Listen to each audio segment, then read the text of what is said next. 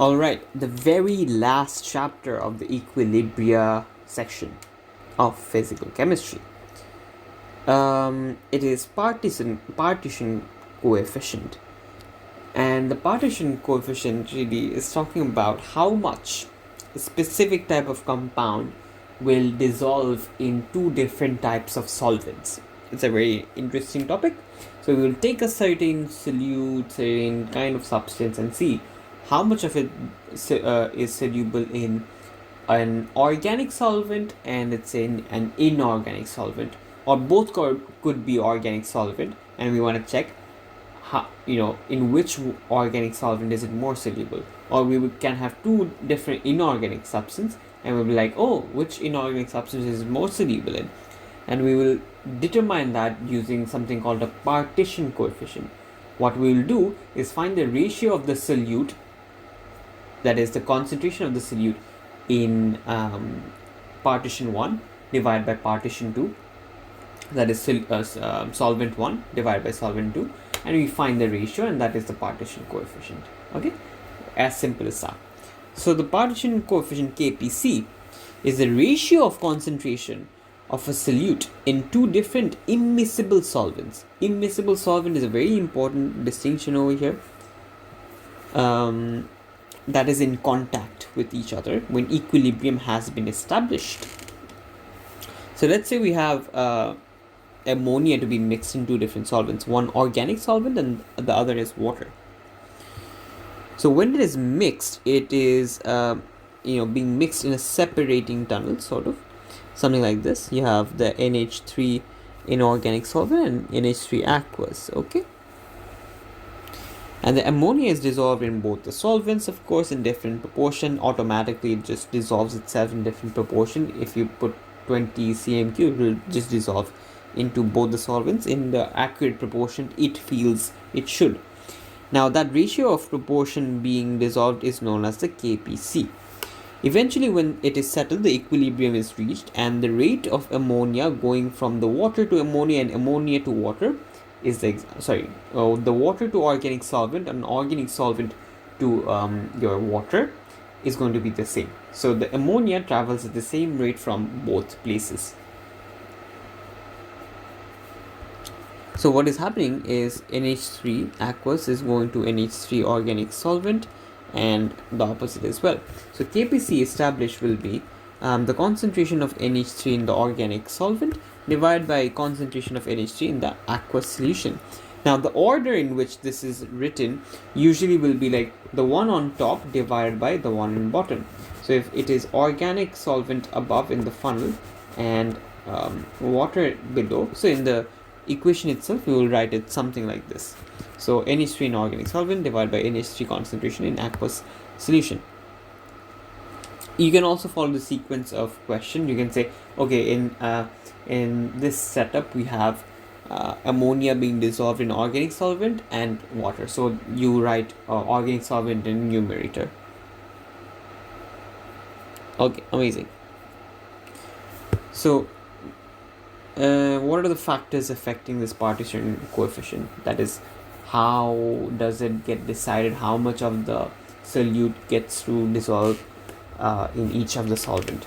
So solubility of the solute in both solvents will be affected by a few things. The solubility depends on the strength of the intermolecular bonds between the solute and the solvent. Therefore, more strong bonds means more soluble. So the strength of the bond again depends on the polarity.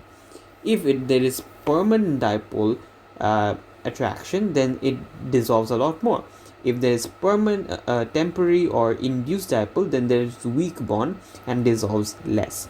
So essentially what I'm saying is, let's say I have an organic compound to be mixed in organic solvent and water. So the organic solvent will form better bonds with my organic solvent, and hence it will dissolve a lot more in the organic solvent while dissolving less in water. Why?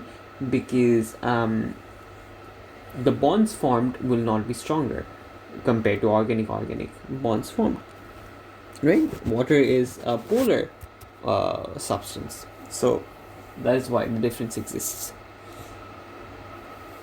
So when the KPC is less than 1, that means your concentration of the solute is more inside water. So concentration of water is more, let's say. I mean water or organic, I don't know. In this case I'm writing organic in the numerator and water in the denominator. So if the ratio in this case is less than 1, then the concentration of solute in water is much more. Okay, not much more, but like more. When the KPC is more than 1, then the concentration of solute in the organic compound is more. Okay, that's pretty much it. That's the moral of the story. Let's look at an example and sort of call it a day.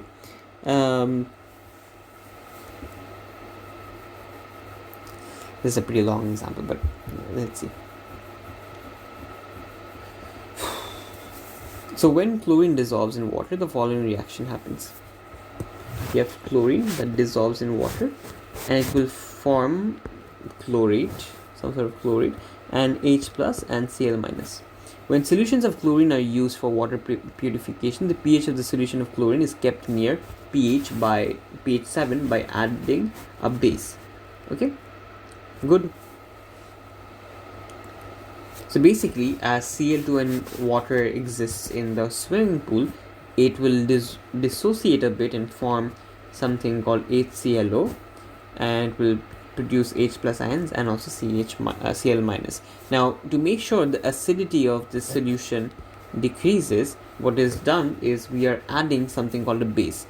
So chlorine is dissolved in water to produce 1 dm cube of a solution containing 0.170 moles of HClO and 0.170 moles of HCl, so H plus ion concentration.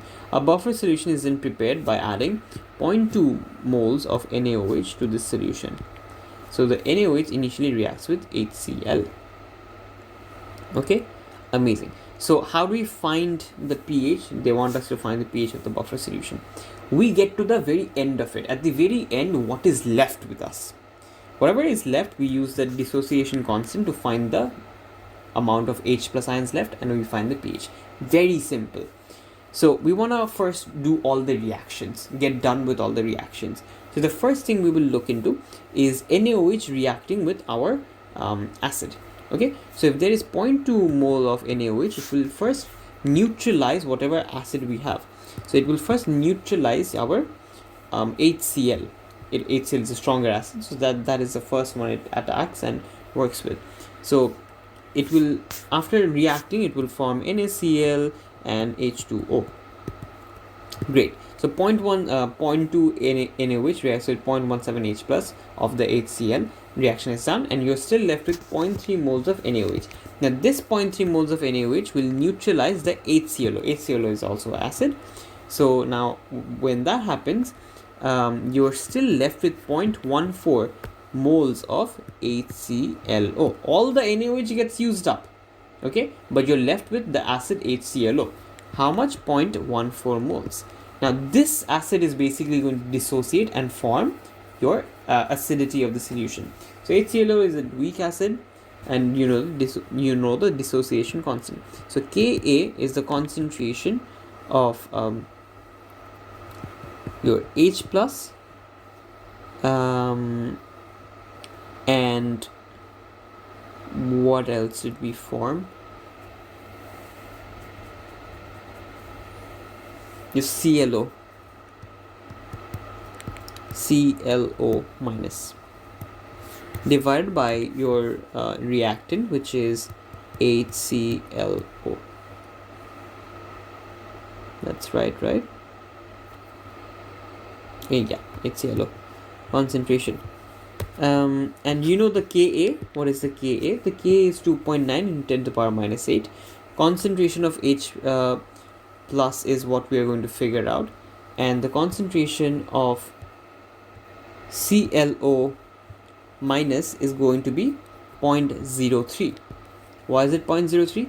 Because that is how much of HClO has reacted with NaOH, and in the process of doing that, your H has been extracted from here, and NaClO was formed. NaClO was formed, and so this ClO is completely ionized, salt part. So that essentially is what this concentration is. Okay, this is a salt. So that is our salt part, which is why we're using 0.03, because that is how much of the HClO has been used to make NaClO perhaps. So that is the concentration of salt, and we know the concentration of salt and we know the concentration of reactant, which is 0.14. Now very little of it dissociates, which is why we take the concentration that we know from initial circumstance. Now H plus, if you multiply everything and make H plus the subject, is 1.35 into 10 to the power minus 7. So the pH is going to be minus log base 10 of 1.35 into 10 to the power minus 7. So the pH comes out to be close to 7, which is 6.87. You can also use this pKa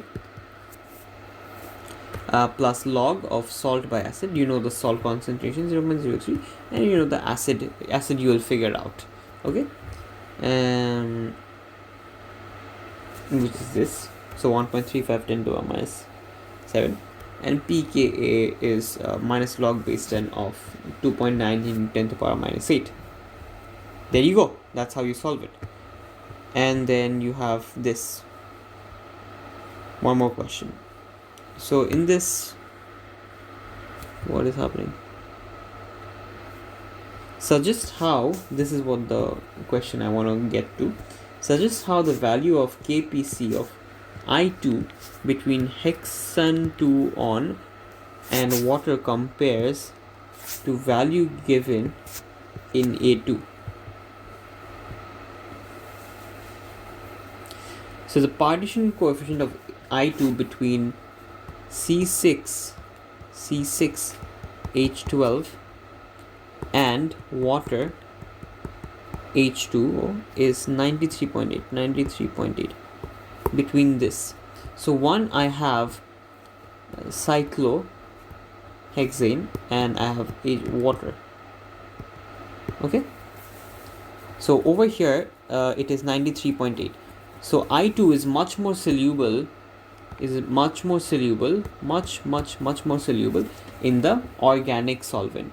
In the new case, it is saying I2 is being dissolved between hexane 2-on and water. By the way, you need to have idea from organic chemistry to be able to answer this question at all.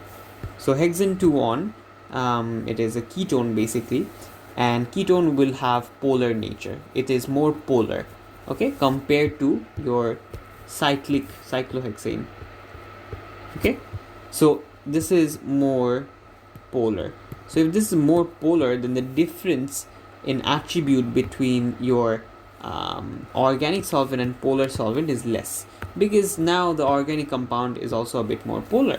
So in that case, the separation or the ratio is going to be less. So it's going to be, since hexane 2-on is polar while cyclohexane is non-polar, I2 being a non-polar covalent compound does not dissolve in polar solvents. Hence the partition coefficient will decrease.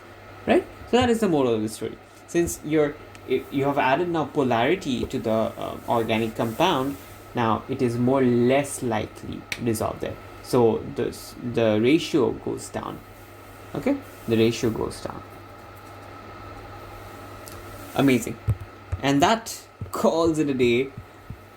I don't know for how long I've been shooting, but that is the entire equilibria chapter for you. And hope to see you in the next video.